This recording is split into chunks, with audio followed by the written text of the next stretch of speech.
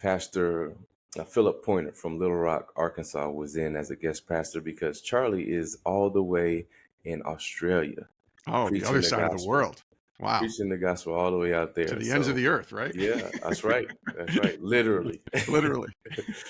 And he spoke on and preached on Genesis 18, where Mm, Abraham and Sarah are visited by three travelers.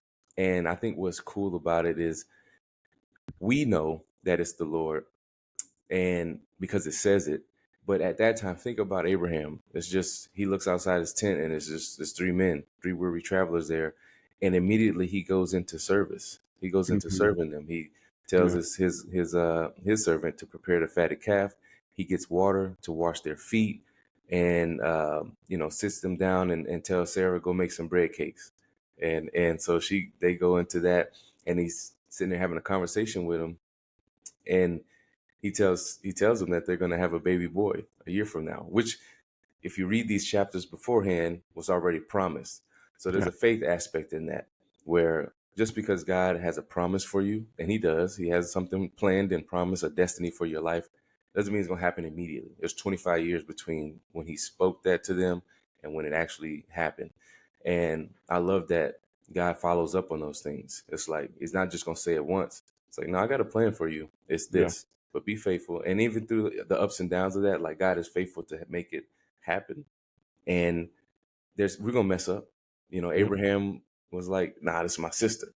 And didn't trust God in that moment to really protect him, and he just spoke with him. But it's hard to, um, I guess it's hard to sometimes see the destiny, because it's not something tangible that you can really grasp onto. You got to really trust and have faith in God that he has a good plan, and it's going to be that. And one of the things that Philip was saying, that he kept saying, that I really love, is that service positions you for greater clarity on your purpose and your destiny. And I'm like, wow, Mm. that makes so much sense, because it goes back to in Matthew 25, specifically verse 40. Jesus says that as you have done to the least of these, you've done to me. And you think Yes. about those guys who showed up at his tent. He didn't know who they were, but he went into service. And as you do to the least of you doing to, he didn't know who he's speaking to. He's speaking to God, Yeah. but he's by serving them, he's serving God at the same time. And so I think that's an important aspect that we got to talk about, is service and your ultimate purpose as a human being greater than you and what you have going on. It's always your purpose is going to be God using you to bless other people.